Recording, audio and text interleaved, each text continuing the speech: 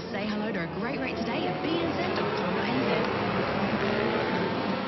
Back on track again, and another reasonably strong field out there. We're partway through, in fact we're over halfway through the round 2 of the racing today. This is the Intermediate Sprint Cup, just a 5-lap race here at Manfield. So let's have a quick look out at the results. The Senior Trophy, which has just gone. Hayden Fitzgerald, Rogan Chandler, Ashton Hughes, Duran Wick, Neville Gibbs, Jeff Crute, S.J. Campbell, Ian Reid, Robert Lamass and Jeff Rogerson. That's the top 10 people. Senior Trophy. Race 2, something's different. Oh, this is split up into 2 classes. I'll tell you what, 107.688 for Rogan Chandler's, I think about 0.3 of a second off the Formula 2 lap record. Hayden Fitzgerald was quick. He's on a super stock bike, a 106.805. The record for super bikes is Formula 2 is in the 105s, but remember this is a super stock bike, so Rogan Chandler so close to a Formula 2 lap record. It's not funny, so hopefully, well, if Hayden continues his form and Rogan can maybe tag in behind now. I don't know whether they've got new tyres for the rest of the day, but there might be a lap record there for it. I don't know whether anyone's listening. You can tell Rogan.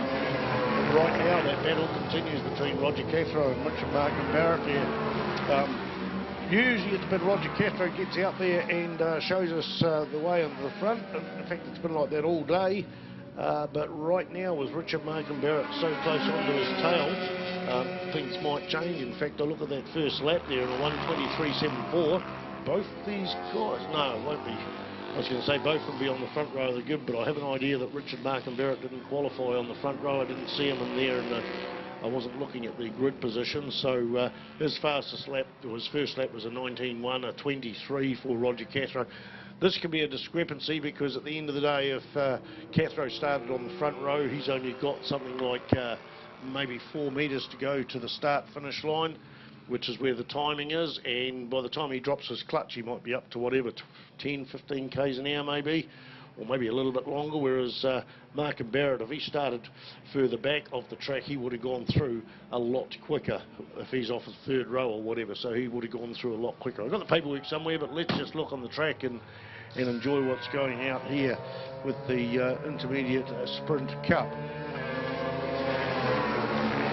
There, okay, it's gone back to Roger Cathro, a 15.551, a 15.848 for Richard Barrett, so not too much in it there at all, but enough to make it that it's probably going to be Roger Cathro's show. But then again, Richard Barrett there, he's only on a 690 single cylinder KTM. He's doing absolutely outstanding, chasing the man. And 22nd jump, 24, Roger Cathro. Here we go, a jump start from Roger Cathro. So that's going to put him somewhere down the list there. He'll be a bit peeved off with that, but the rules are there for everyone. So thank you, Joan Gibbs, for showing me that.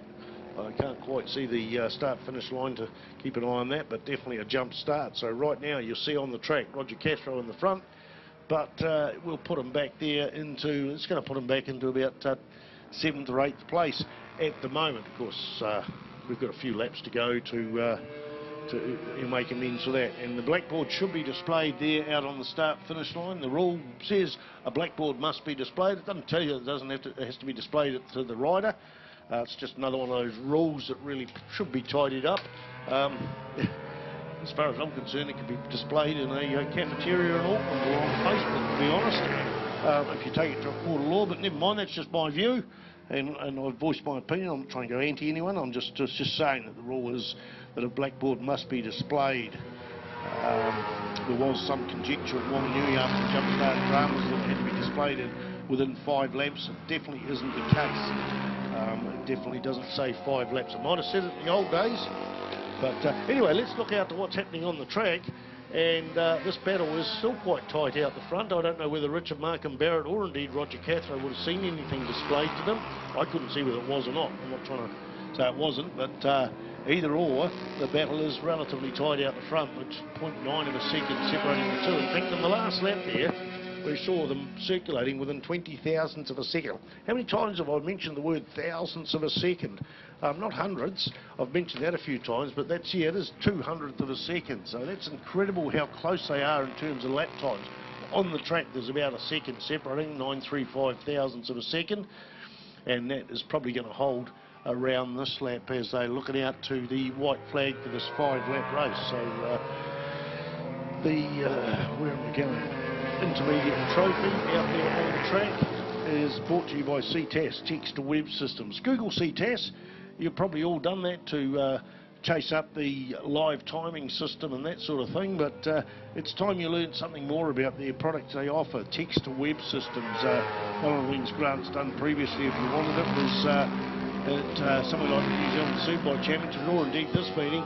If you want to know when your particular race you're following comes up, that's what the man does. He can program it in, so every time the race is coming up, you'll get a text, so you don't have to waste your time or spend your time watching, I wouldn't say waste it, spend your time watching other classes during the day. So that's one of the services that Grant Collingwood operates, and certainly this is more of a hobby. Yes, he does get a little bit of money for it, but I know what it costs to travel. I'll tell you what, you'll get no one else travelling anywhere near as far as Grant does, and spending the time setting up his gear to come down from Hamilton to film a winter series on the money that they give him for that. And that's his choice, you know. It's all our choice, but it's certainly great to have him come along over the last few years and share his motorcycling fun and bring to it a different set of ideas and a different way of watching the motorcycle races. It's really been good and great company, and long may it live. And I do understand that he's doing rugby league in Auckland now, and he's taken that away, or it's been given to him through the CTAS filming system away from the Maori TV. So wow, he's just moving up in the world. Hopefully he can stick around motorcycles long enough for us to enjoy it and doesn't go off with offered him better money.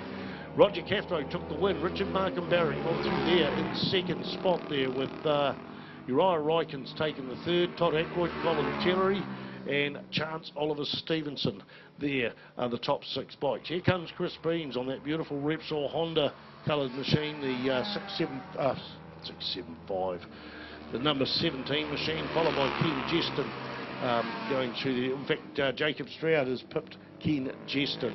That's the top